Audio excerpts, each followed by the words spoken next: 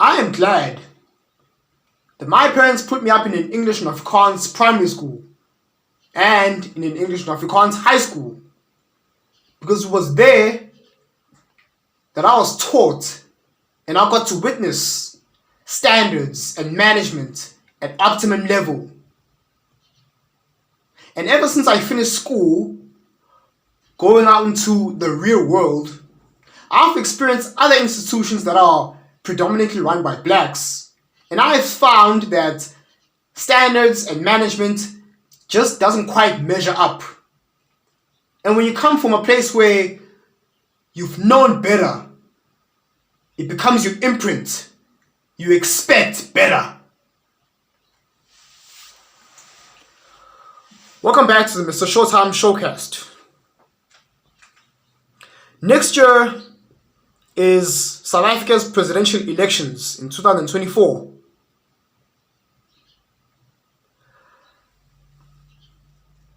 South Africa will never succeed fully under black leadership. And I know that back in 1990, when the great late Nelson Mandela was released and he signed and made a deal with former late President F.W. de Klerk, they made negotiations that the whites would give blacks a chance for them to run certain institutions as managers and CEOs. 30 years have passed, and we've been on a downhill slide since then. We cannot deny that black people in general are just not capable of running high-end tasks such as running a first world South Africa successfully. F.W.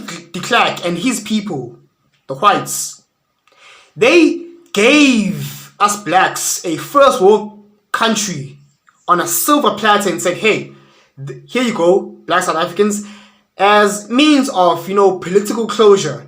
Here you are. We're giving you an opportunity to run your country, your native land, because you are the natives.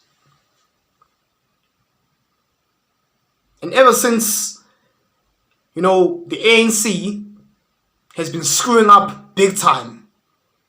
Fraud, disease, corruption, famine, poverty, unemployment has been on the rise. And with every election ever since, the ANC has been denying, saying, oh no, give us a chance, we'll change. Oh, give us a chance, we'll change. Guess what? Majority of blacks are sick and tired. Because the ANC's one and only plight to keep ignorant, uneducated black South Africans to keep voting for them is using these emotional probes such as, hey blacks, we rescued you from apartheid. First of all, that's not completely true. It was the great Nelson Mandela that when he came out of prison from Robben Island, the majority of black people wanted revenge. They were ready with torches and pitchforks ready to enact revenge. And thank God it didn't go that direction. Because Nelson Mandela said, hey, that doesn't help us. Let us reconciliate.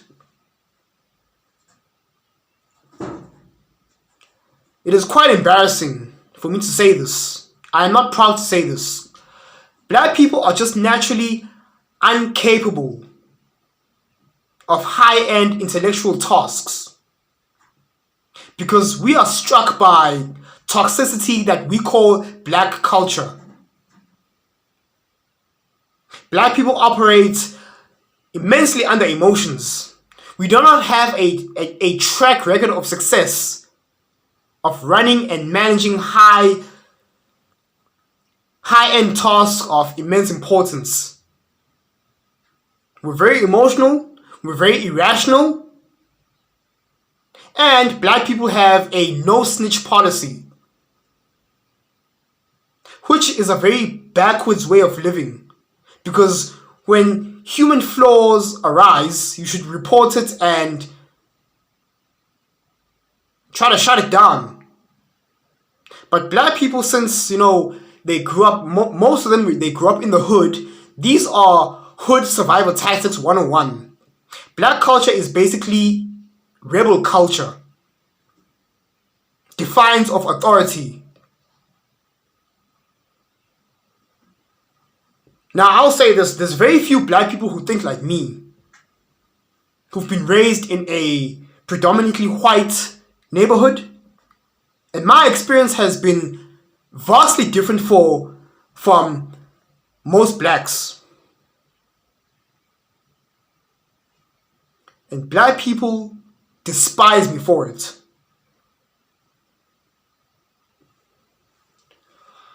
This country needs to be run by people who built it in the first place, from the ground up, into a first world civilization. And quite frankly, I like to keep it that way. I appreciate my freedoms. I appreciate the prestige and the level of development, how far we've come as a country. Just simply look at most other African nations. Straight up dictatorships. The people in power, they are greedy as heck. Greedy as hell. So long as, the president's tummy is full, the rest of the other people are starving. How can such people even conceptualize that, that's the right way of living? What about the people? Same goes to most countries in Europe. Most of them were operated under an authoritarianism regime. Monarchs. You get the monarchs and you get the people. It's a top-down management hierarchical system, chain of command. Monarchs, the president, and the people. There's no ounce of holding the authorities accountable because absolute power corrupts absolutely. And I do not like monarchs because they are flawed. They pave way to authoritarianism and communism. Now, God bless people like Christopher Columbus, who branched out and sailed towards the New World, what we today call as the West. And people like George Washington, the first president of the United States, the founding fathers, they said to themselves, we cannot repeat the same mistakes of our ancestors. They sat down and thought, and they mapped out all the flaws of the previous government methods. Monarchs, dictatorships. And they said to themselves, let's come up with something new. A republic that consists of a monarch, an oligarchy, and a democracy. And what makes this sort of government method work is because they separate power. There's divisions of power.